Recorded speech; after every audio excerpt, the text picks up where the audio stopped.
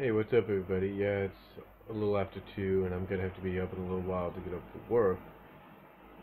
But I guess due to the fact that I thought it was gonna be off, it, really doesn't matter. But I thought I'd kind of talk about something that, uh, I'm looking at the video right now. Actually, I'm just looking at the screenshot of it that Jeff Siegel talked about. It was a video he did recently. I think yesterday now, since it's Sunday, but yesterday. He talked about how Ambrose and Rollins have to, they have to main event. They have to main event Hell in a Cell. They've got to main event it. I mean, there's there's no hiding the fact that they have to main event it. It's pretty much a foregone conclusion that they have to main event. I mean, you can't just have somebody. You just can't have this feud, this storyline that's been going on essentially since June.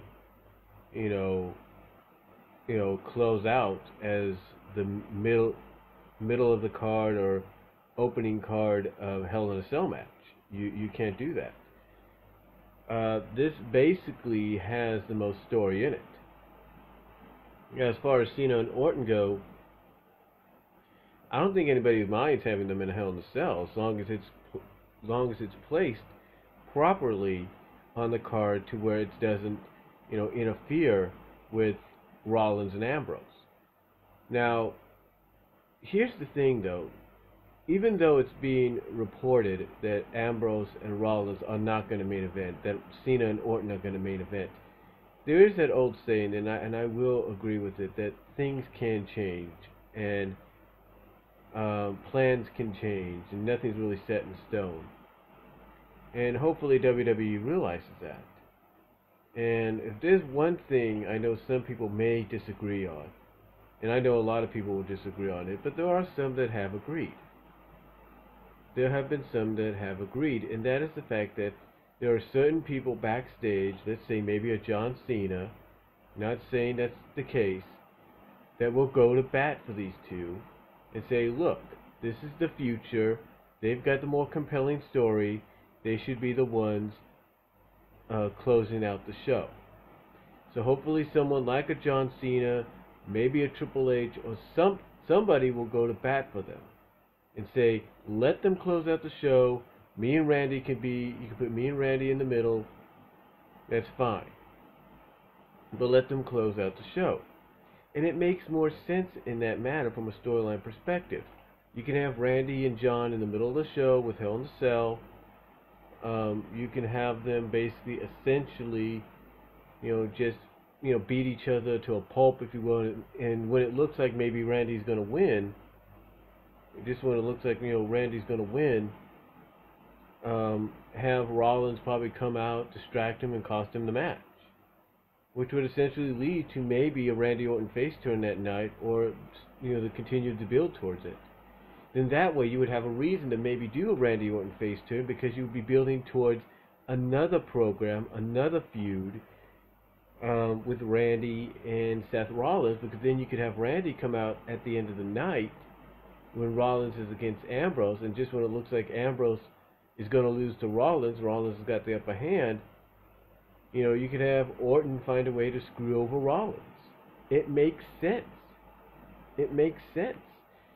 Because you would essentially be really focusing on and really turning the wheels for that face turn, and now you would have a reason for that face turn. And you would have a reason to build, to create another program out of this program, out of the programs you've had. Like, you'll have a reason to keep Seth Rollins in that main event spot. You'll have a reason to keep Dean Ambrose in that main event spot, because one, you would have him win the main event of Hell in the Cell, of the Hell in the Cell pay-per-view inside the cell, but you would have a reason for Rollins to be launched into another program with Orton, and you could still somewhat keep that program with Ambrose alive, because then you give Ambrose somebody else to go after, and obviously the next best thing would be Kane, because Kane's been a thorn in Ambrose's side. So you could go with that. You know, it's just something that, or you can even have Ambrose. You can even build to an Ambrose Triple H match, as crazy as that sounds. You know, just because that would work in a sense. It would work in a way that basically people would actually get behind. They would actually support.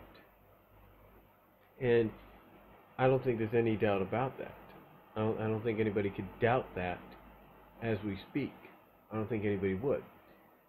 So to me, that would actually be pretty good. That would actually be a reason. That would actually be a reason for Ambrose to also stay in the main event spot, because he would, you know, not only would he, like I say, would he have won his match at Hell in a Cell in the main event, but at the same time, you're launching him off to continue his deal with the Authority. You know, well, let's say, you know, he's in that Roman Reigns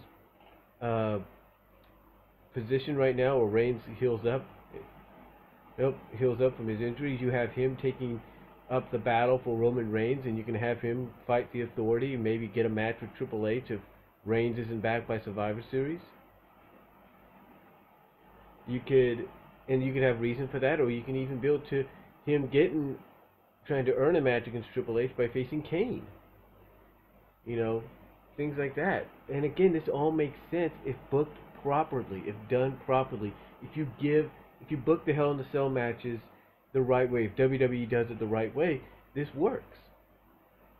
But I know what a lot of people are afraid of. A lot of people are pretty much afraid that that's not going to be the case. That instead we're going to end up getting John Cena and Randy Orton closing out the show. And here would be that reason. That reason would be the fact that in the eyes of Vince McMahon, from his point of view, folks, from his eyes, his point of views, John Cena and Randy Orton are the bigger names. They got the bigger name value. That if you were to basically go up to somebody on the street, even if they didn't watch WWE, and show them a picture of John Cena next to a picture of Dean Ambrose, and they would say, and someone would say, do you know who this is? If you show them a picture of John Cena, even if they didn't watch WWE, they'd be like, yeah, I know that's John Cena. He works for WWE, or he's a wrestler. And then if you hold up something like they show them a picture of Dean Ambrose, they'd be like, and this is from Vince McMahon's perspective, and even Kevin Dunn's perspective, they'd be like, you know, to them, people would be like, I don't know who this guy is, if you were to show them a picture of Dean Ambrose. Same thing with Randy Orton and Seth Rollins. You show them a picture of Randy Orton, and in the point of view of Vince McMahon and Kevin Dunn, it'd be like, oh yeah, we know. The people would be like, oh yeah, we know who Randy Orton is. He's a wrestler. You show them a picture of Seth Rollins, they'd be like, we don't know who Seth Rollins is. And again, that's from the perspective, the point of view of Vince McMahon and Kevin Dunn. And it basically be that kind of, you know, mindset that would cause Randy Orton and John Cena, I should say, to main event the show, even though it shouldn't be that way. Even though it should be Randy Orton and John Cena in the middle of the show, at least, and Rollins and Ambrose at closing out the show. That's how it should be. But from Vince McMahon's point of view and Kevin Dunn's point of view, seeing as though Vince has that final say, it's all about the name value that brings in the big bucks. It's about the money the name value brings in. I mean, why do you think every time a college football player who's a big name, you know, becomes a big name in the college ranks, you know, gets a lot of attention, gets a lot of media attention, the question's always asked, are they going to enter the draft this year? Are they going to stay another year? And then when they do, why do you think they get so many celebrities endorsements? A lot of these endorsements, if you will, from all these phone companies, Gatorade, Pepsi, you know, movie studios and all that. Why do you think that? Because of the name value that person brings out of college and into the pros. And that's exactly the same thing with Randy Orton and John Cena. It's the name value. It's the brand name value that they bring. And that is why, from Vince McMahon's point of view, they should be the ones main eventing and closing out Hell in a Cell. not Rollins and Ambrose, even though that's the perfect slot for Rollins and Ambrose because their story makes more sense. They have more history. In fact, if you take a look at it, nearly 2 years worth of history. You know, it would make more sense, and it would help them become and elevate into those stars that WWE desperately needs. But again, from Vince McMahon's point of view, it's not. It's about name value, and that is why there's still that possibility of John Cena and Randy Orton main eventing and closing out Hell in a Cell. Even though I do agree Rollins and Ambrose should close out the show, the reason why Cena and Orton are being discussed as closing out the show, even though their Hell in a Cell match basically was on the fly because Brock Lesnar and Roman Reigns are not available for the moment, it's about name value and nothing else. Nothing else. So, let me know what you guys think down below. Comment if you like. And I'll talk to y'all later.